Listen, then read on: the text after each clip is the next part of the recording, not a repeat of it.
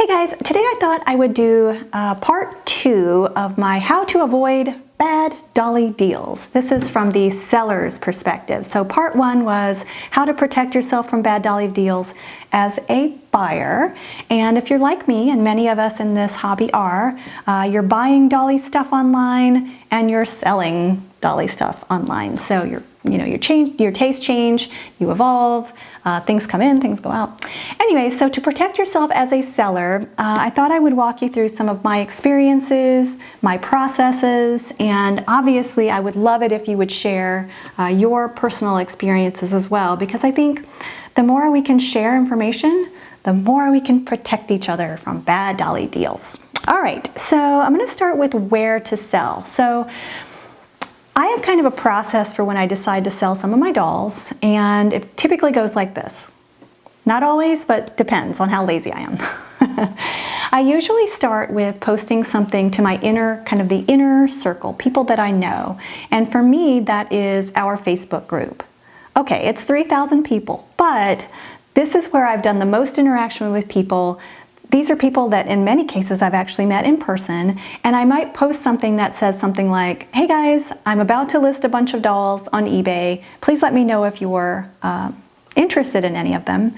And I typically will offer some kind of deal, right? I'll give discounts, because when you are selling kind of direct without a third party, a platform involved, there are less fees involved, less process, and just because of that, I like to offer kind of good deals. That being said, it does not mean this is an informal transaction. So for me, I take every transaction very seriously, even if it's with my friends, even if it's with people that I would have staying in my house. So if somebody decides, yes, I want that doll, I will send from PayPal an invoice, so it's goods and services, and I'm paying the fees. That's for me. I mean, you guys decide what you want to do. And that way, I always feel like even if somebody is a friend, actually because somebody is a friend, you are protecting them. This is not a personal thing. This is still a business transaction. You can expect good packaging, good shipping, good service from me as a seller. And I think you would agree probably that our reputation as sellers means a lot in this hobby. So that's kind of step 1 for me. There's always some things that could go wrong. I mean, don't even get me started on customs and shipping and all that. But it is just kind of a nice, for me, step to just, without having to get into eBay and take a million pictures and all that, I can just kind of directly do a transaction with someone. The next step is I do typically, if it's handmade, it's Etsy. If it's used, like used dolls, I use eBay.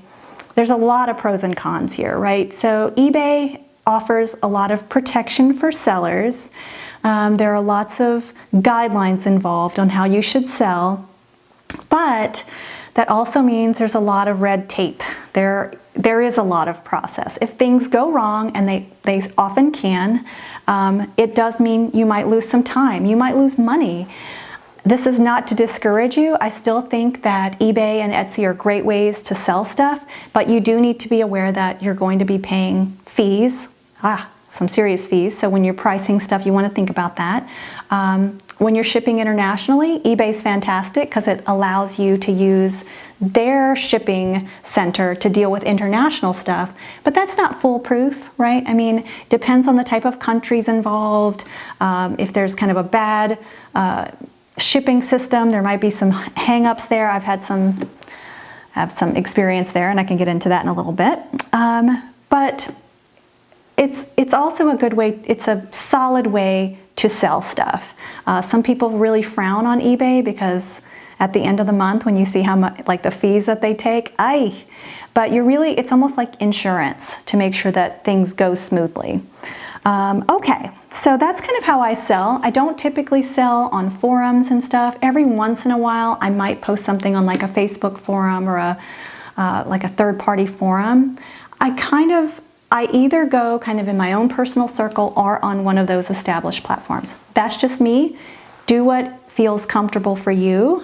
Protect yourself, obviously. One of the things about eBay, by the way, is they protect you as a seller. They're also looking to protect buyers, so that can be good and bad. It's kind of vague, but seriously, it is totally legitimate. You just need to do what's comfortable for you. All right, so I have some tips on how to sell. Some of this, if you're a seller, by the way, you can skip because you already do this, you know what you're doing. But if you're a newer seller or you've maybe been burned a little bit, these are some things that I've learned along the way. Number one, good photos go a long way. Sometimes I'll see a doll and I'll go, oh, I really want this doll. And there's one photo and it's weirdly cropped and it's blurry. And I just think, to me, that says this person's impatient.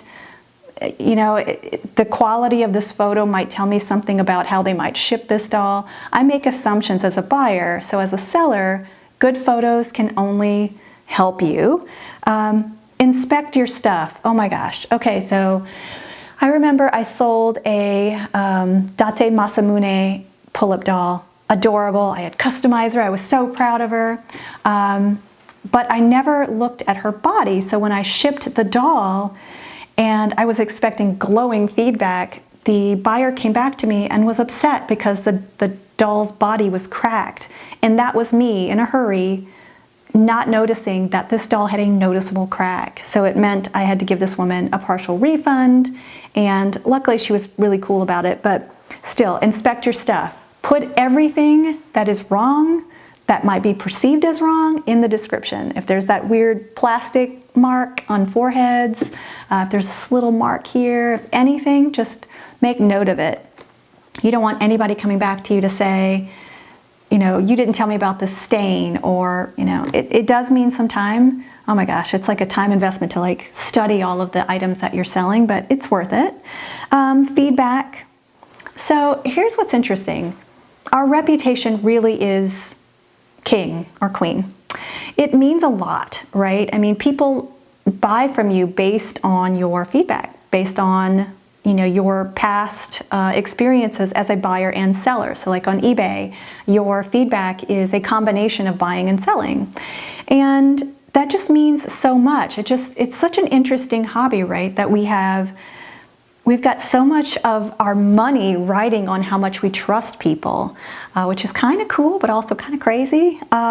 There are forums now. There's certainly a bunch that I've seen crop up on Facebook that are dedicated to keeping people aware of known scammers, people who have bad reputations. These are not forums you ever want to show up on. It actually bums me out. I'm like, I partially want to be on these forums because I see people keep adding me to like Bad Dolly Deals going wrong, and I see it and I'm like, oh man, I'm so bummed to know that there are people who do this, but they do. There are scammers who create multiple accounts, and it just makes selling things a little bit harder. You know, you have to be much more careful about protecting your reputation.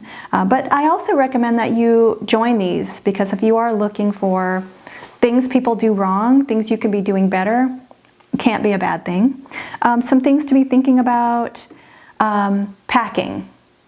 This goes without saying, but there's kind of a theme here about patience. When you are selling, whether it's directly to a person or it's on a platform, you want to make sure that you are packing things well.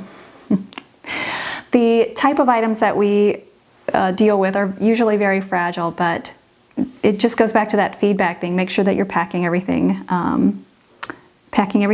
Layaway. Ooh, okay, so if you're selling, and this isn't really an eBay thing, but a lot of artists I've seen have offered layaway options. So custom dolls can be quite pricey, and I've seen, and I've actually partaken in as a buyer, options to pay in, you know, partial installments.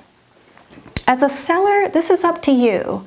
What I would recommend is stick to your guns about your guidelines. Be very clear about what you're willing to do, and it might be on a per buyer basis. Like somebody might say, oh, I can pay you in 2 installments. If that works for you, great.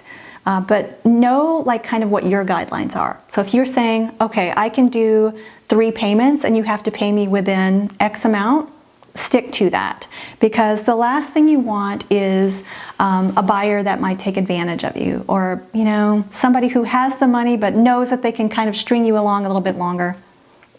It doesn't happen often, but just The more that you stick to your guns about layaway, the better. So just know what your guidelines are.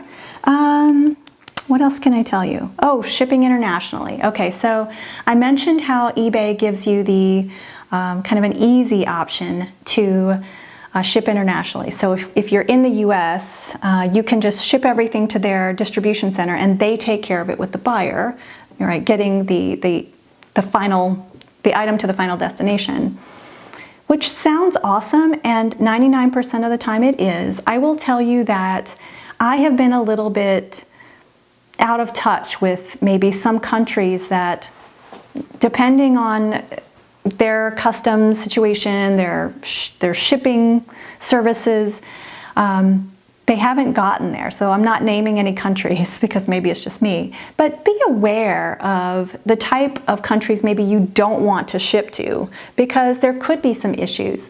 I personally had an experience where I shipped 2 dolls to a country which will remain unnamed. I had a couple of issues with this one, and I didn't think anything of it. I'm like, thank you, eBay, for taking care of my shipping, my international shipping. And it never got there. And the buyer came back to me and was upset and said, the items didn't make it. I want a refund. And I thought, well, I don't have the dolls. So how about this? When the dolls come back to me, because shouldn't they come back to me? Then I'll give you a refund. And this person was very upset and continued to come after me. And then what? I suppose I could have tracked down eBay. I could have, she opened a claim. And I thought I did everything in my power the right way. And I decided to just cut my losses in this experience and just refund her the money. Now, did those dolls ever come back? Nope. So did she end up getting the dolls and she kept my money? Very good possibility of that. I don't know. It's up to you to decide also kind of when things go wrong, when to cut your losses. I would recommend, though, if you do have dealings with people and you feel like they've been a little bit shady, don't keep it to yourself, because what I'm finding out the hard way, I think a lot of us are recently, is a lot of people have the same issue with the same buyers, which is unfortunate. I hate to say that out loud, but it's true. So anyway, just think about when you are selling internationally, what you're willing to do. You might have a buyer who's international who will say, oh, can you mark that as a gift and lower the value? Again, this is another situation where it's up to you to decide. There is always the risk that this might get lost in the mail. I'm lowering the value. I'm marking it as a gift. There could be no recourse to get money back or your item back. So just things to keep in mind. And last but not least, if something seems off, like we all have this intuition when we're selling stuff and we're dealing with buyers, every once in a while, right? You get these little red flags. It could be not so great communication. It could be maybe an attitude. It could be excuses. There's some things involved, I think, that just as humans, we get these kind of red flags. And when you start to feel that, pay attention to it. It doesn't mean this isn't a transaction that you'd necessarily want to go through with, but to protect yourself, it's good to just pay attention to those red flags, because you never know when you might be dealing, unfortunately, with a scammer.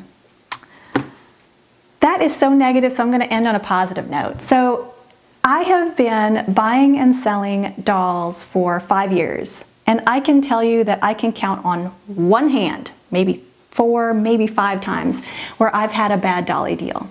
Because I am overly cautious probably, but I would say that 99.9% of the people that you're going to deal with are going to be awesome. So if you do end up in a situation where something goes bad, don't be that discouraged. Share your stories, ask for help, ask for advice, because we're all here to help you. And if you have any questions, if you have any experiences to share, we'd love to hear it. And we will talk soon. Thanks.